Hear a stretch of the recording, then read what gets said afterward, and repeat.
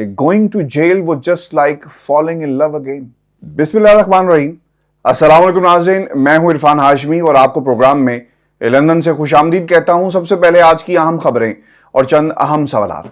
सदर आरिफ अलवी से अहम तरीन मुलाकात के बाद इमरान खान का रात गए तक जमान पाक में मुशावरती इजलास, हुकूमत के खुफिया प्लान के मुकाबले की हिकमत अमली क्या कुछ तय पाया, इस पर हम तफसील से बात करेंगे। और फिर सदर अलवी को हंगामी तौर पर जमान पाक क्यों आना पड़ा, सदर के पहली बार कप्तान से शिकवे, इमरान खान को उनकी गिरफ्तारी की डेडलाइन बता दी और यह डेडलाइन क्या है, यह भी प्रोग्राम में शामिल करेंगे। और फवाद चौधरी के बाद कप्तान और 5 साथियों की गिरफ्तारी की तैयारी, यह इत्तला जमान पाक में किसने पहुंचाई, इमरान खान को अहम फैसला करना पड़ेगा।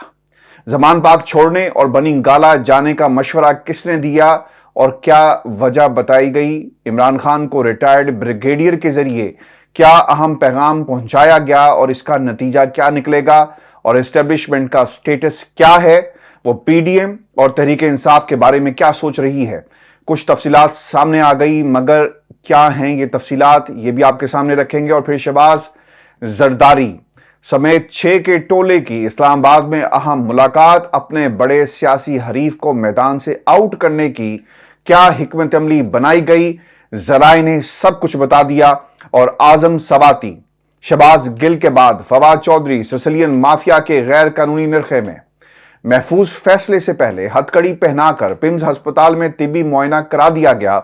पुलिस को फैसले का पहले से कैसे इल्म था, इससे भी पर्दा उठाएंगे। और एक तरफ ये रियासती हथकंडे, मगर इन जज्बों को कौन शिकस्त देगा जो खवातीन, बच्चों, बूढ़ों और जवानों की शक्ल में सर्दी में कप्तान की हिफाजत के लिए जमान पाक में हिसार दिए बैठे हैं।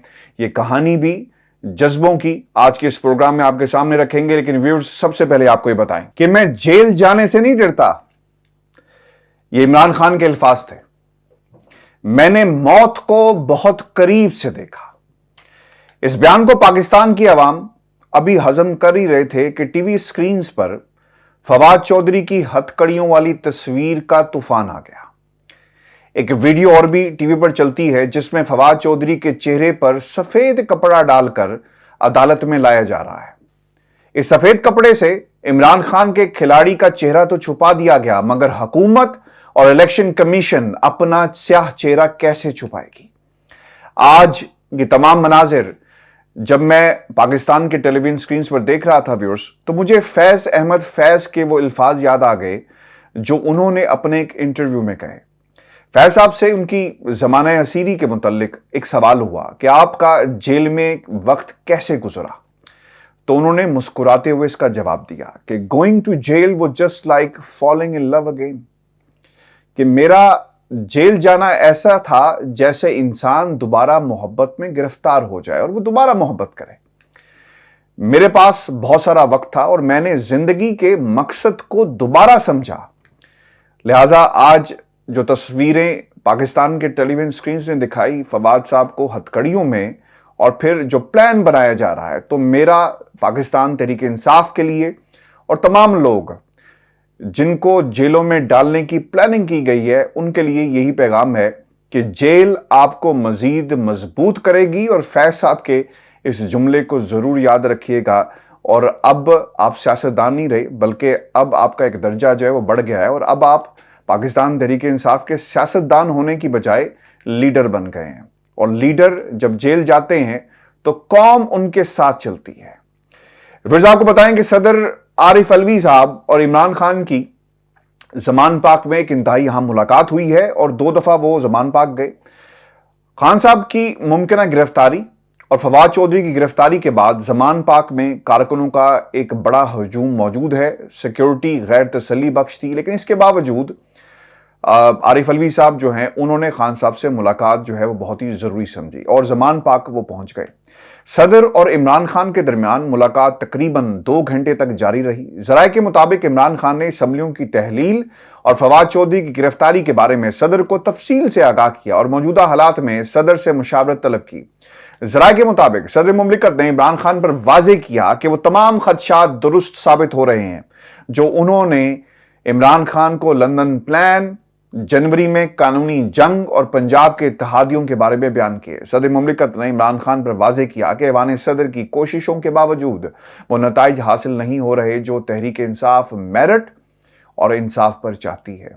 ज़राए व्यूअर्स ये भी बताते हैं कि सदर आरिफ अलवी ने इमरान खान को ये बताया कि हालात अब वैसे आइडियल नहीं हैं जैसे आप सोच रहे थे। 2 हुकूमतें चली गई और सब कंट्रोल अब लंदन वाले बाबे के हाथ में आहिस्ता आहिस्ता आ रहा है। लंदन में मरीम नवाज और राना सनाउल्लाह का तमाम प्लान इंतकामी सियासत, मुकदमात और गिरफ्तारियों का है। इसलिए मैंने आपको 1 माह पहले ही जनवरी में सख्त कानूनी जंग के हवाले से आगाह कर दिया था, इशारे दे दिए थे और अब वक्त वो आ गया जब फवाद चौधरी की गिरफ्तारी हुई। जरा ये भी व्यूअर्स बताते हैं कि सदर मुमलिकत ने इमरान खान पर यह वाज़ेह किया है कि असम्बलियां तहलील करने का फैसला उनका गलत था। ज़राए के मुताबिक सदर ने कहा कि मैंने साबिक वफाकी वजीर ब्रिगेडियर एजाज शाह को भी आपके पास भेजा था कि हमें मुंतखब ऐवान और 2 सूबाई असम्बलियां अपने पास रखकर ये जंग लड़नी चाहिए, क्योंकि मैंने आपको हुकूमत के इरादों और पाकिस्तान की इस्टेब्लिशमेंट की सर्द मोहरी से आगाह कर दिया कि पाकिस्तान की इस्टेब्लिशमेंट मुकम्मल खामोश है। और ज़राए व्यूअर्स ये भी बताते हैं कि सदर मुमलिकत ने इमरान खान को आगाह कर दिया था कि आपकी गिरफ्तारी की डेडलाइन जनवरी के आखिरी हफ्ते से लेकर 15 फरवरी तक मुकर्रर है। इब्तदाई गिरफ्तारियों में आपके अलावा असद उमर, शेख रशीद और आपके करीबी साथियों समेत सैफुल्लाह न्याजी, जिनमें 5 अफराद में शामिल हैं जिन्हें गिरफ्तार जो है वो कर लिया जाएगा और उनके पास इसकी मुस्तनद इत्तलात हैं। सदर ने इमरान खान को आगाह किया कि आप अब पंजाब से ज्यादा इस्लामाबाद में महफूज हैं, क्योंकि अब पंजाब में एक तो तहरीक इंसाफ की हुकूमत खत्म हो चुकी, इसलिए वफाक और पंजाब की हुकूमत एक बराबर है, चाहे आप इस्लामाबाद में रहें या पंजाब में, अब कोई फर्क नहीं पड़ता।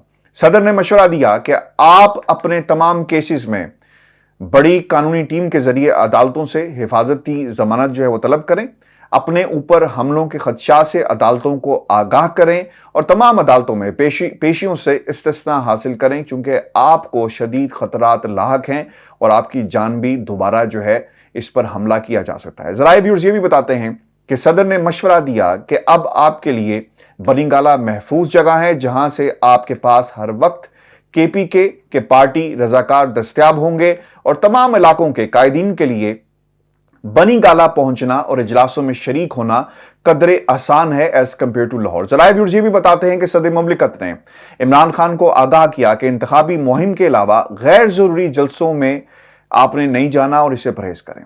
सदर ने इमरान खान को यह भी कहा है कि हुकूमत का मजमूई तौर पर इलेक्शन बरवक्त कराने का कोई इरादा नहीं है। वो सूबाई असम्बलियों के इलेक्शन की तारीख देकर भी इससे पीछे हट जाएंगे, मौखर कर दिया जाएगा। गो के व्यूअर्स याद रखें, पाकिस्तान में इलेक्शन कमीशन ने 2 तारीखें इनका ऐलान किया, ऑप्शंस रखे हैं KP और पंजाब के सामने के इनमें से किसी तारीख का बाकायदा ऐलान करें, लेकिन मर्दमशुमारी या इससे रिलेटेड चीज़ों को बुनियाद बनाकर ये तारीखें जो हैं वापस ले ली जाएंगी।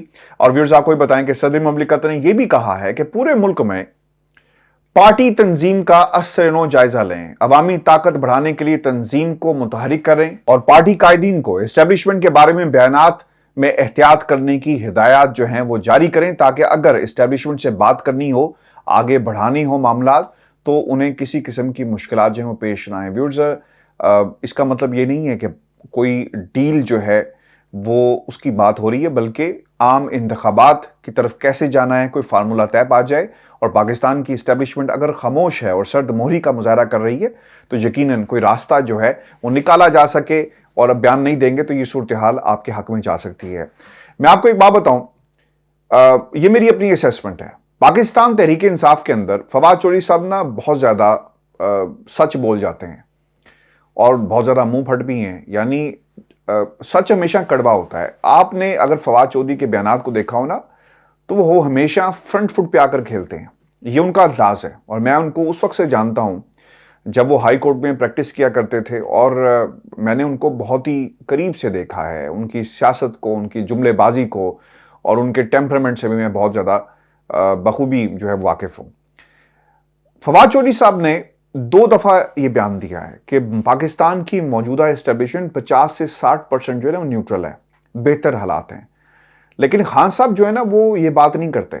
خان صاحب تو ڈائریکٹ جو ہے نا وہ بتاتے ہیں کہ ابھی بھی باقیات موجود ہیں اور پاکستان کی اسٹیبلشمنٹ کس طرح تیاری کر رہی ہے، لیکن فواد چودھری کا جو پاکستان کی اسٹیبلشمنٹ کے لیے جو سوچ ہے وہ نرم ہے as compare to Imran Khan صاحب جو لیڈ کر رہے ہیں. یہ بات کہیں نہ کہیں موجودہ جو حلقے ہیں نا ان کے لیے ایک پریشانی تھی. یہ میری اپنی اسیسمنٹ ہے اور جو میں لوگوں سے باتیں سن رہا ہوں. اور پھر یہ پلان بنایا گیا اور بیانات اس سے پہلے نون لیگ کے بہت سارے لوگوں نے دیے، پاکستان تحریک انصاف کے بھی بہت سارے لوگ جو ہیں بیانات دے چکے ہیں، لیکن جس طرح نشانہ بنایا گیا خطرہ انہیں لاحق ہو گیا کہ یار یہ کہ نہ ہو کہ پاکستان کی اسٹیبلشمنٹ جو ہے وہ آن ٹیبل آ جائے اور بات چیت جو وہ آگے بڑھنا شروع ہو جائے. تو اسی لیے جان بوجھ کر اسٹیبلشمنٹ کا اس میں کچھ لینا دینا نہیں ہے. پی ڈی ایم کے ٹولے نے فواد چودھری کو نشانہ بنایا کیونکہ اسٹیبلشمنٹ کی فواد چودھری سب تعریفیں کر رہے ہیں اور پی ڈی ایم نے سمجھا کہ اگر یہ نہ ہو کہ بات چیت آگے بڑھنا شروع ہو جائے تو پھر ہمارا کیا ہوگا. اور ویسے بھی شہباز شریف کے پاس تو کسی قسم کی سپورٹ نہیں ہے. تو میرے پاس جو انفارمیشن ہے اور جو میری اسیسمنٹ ہے، مجھے ایسا لگتا ہے کہ یہ جو دو بیانات تھے یہ ایک بنیاد بنے ہیں، ون آف دا ریزنز ہو سکتے ہیں کہ فواد چودھری کے خلاف جو ہے یہ کارروائی کی گئی ہے.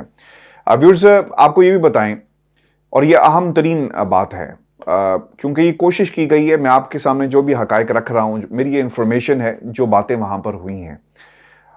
صدر مملکت نے خان صاحب کو یہ بھی بتایا کہ جس طرح حکومت صوبوں میں اپنی مرضی کے افسران تعینات کر رہے ہیں نا، تو یہ حالات شاید انتخابات کے لیے موزوں نہیں ہوں گے. یہ کہا گیا ہے، اب خان صاحب مانتے یا نہیں مانتے یہ ان کا پریروگیٹو ہے، لیکن ہو یہ رہا ہے کہ انہوں نے اپنی مرضی کی فیلڈنگ کھڑی کر دی ہے.